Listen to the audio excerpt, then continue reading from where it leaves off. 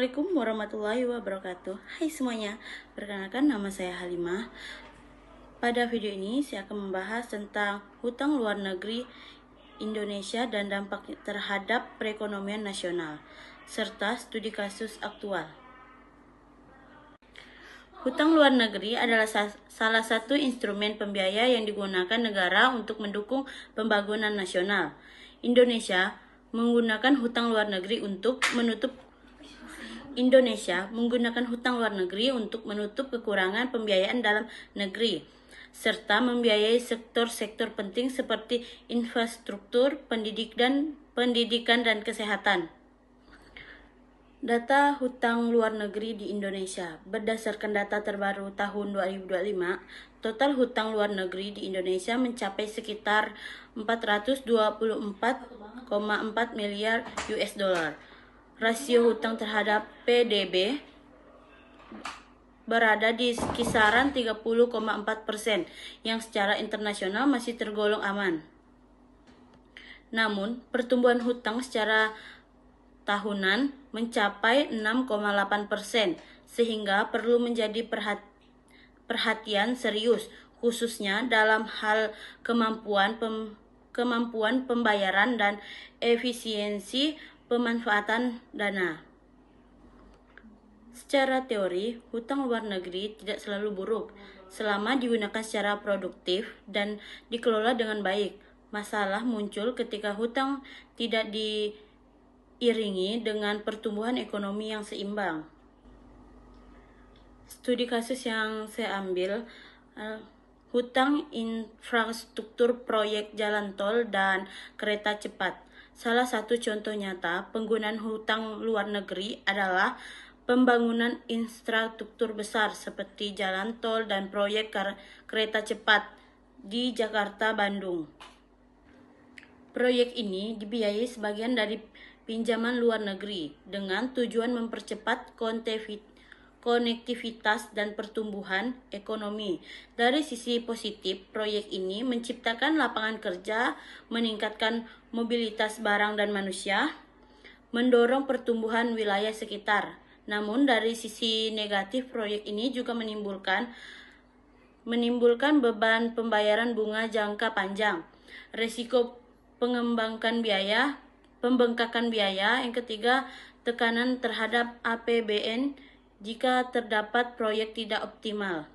Artinya, hutang menjadi bermanfaat hanya jika manfaat ekonominya lebih besar dari beban hutangnya. Dampak hutang, dua sisi mata uang. Hutang luar negeri memiliki dua sisi, dari sisi positif dan sisi negatif. Sisi positif mendorong pertumbuhan ekonomi jangka pendek, meningkatkan kesejahteraan masyarakat jika digunakan secara produktif.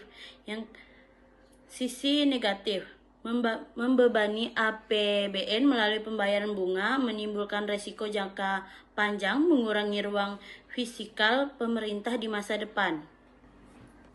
Studi kasus yang kedua, krisis ekonomi global dan beban pembayaran utang. Studi kasus berikutnya terjadi saat ketidakpastian ekonomi global, seperti pasca pandemi dan konflik geopolitik. Ketika nilai tukar rupiah melemah terhadap dolar, beban pembayaran hutang luar negeri otomatis meningkat. Meskipun jumlah hutang tidak bertambah, dampaknya anggaran negara lebih banyak dialokasikan untuk membayar bunga.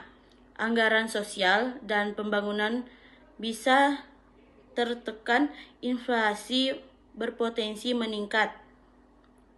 Untuk menunjukkan bahwa hutang luar negeri sangat sensitif terhadap kondisi global dan nilai tukar. Resiko dan beban hutang. Pembayaran hutang dengan bunga dalam jangka panjang dapat mengurangi tingkat kesejahteraan rakyat, menekan pertumbuhan ekonomi, menciptakan ketergantungan terhadap negara kreditur. Oleh karena itu, hutang harus dipandang sebagai alat sementara, bukan solusi permanen. Indikator kesehatan utang. Bank Dunia menggunakan beberapa indikator untuk menilai kesejahteraan hutang secara lain, risiko hutang terhadap PDB, rasio hutang terhadap ekspor, debt service ratio atau DSR. Indonesia masih tergolong aman dari sisi rasio hutang terhadap PDB, namun DSR menunjukkan tingkat kewaspadaan karena pembayaran bunga cukup membebani. Peran mahasiswa dan pemahaman kritis. Sebagai mahasiswa, kita tidak hanya memahami angka hutang, tetapi juga menganalisis struktur ekonomi, mengkaji efektivitas penggunaan hutang, memahami dampaknya bagi generasi mendatang. Mahasiswa memiliki peran penting sebagai agen kontrol sosial dan indikatual. Kesimpulannya, hutang luar negeri bukan sekedar angka statistik. Hutang merupakan bagian dari strategi ekonomi nasional yang harus diawasi, dievaluasi, digunakan secara produktif dan berkelanjutan. Tujuan akhirnya adalah kesejahteraan rakyat dan keberlanjutan ekonomi Indonesia. Demikian pemaparan video ini. Semoga dapat menambahkan pemahaman kita semua tentang hutang luar negeri Indonesia. Terima kasih atas perhatian. Wassalamualaikum warahmatullahi wabarakatuh.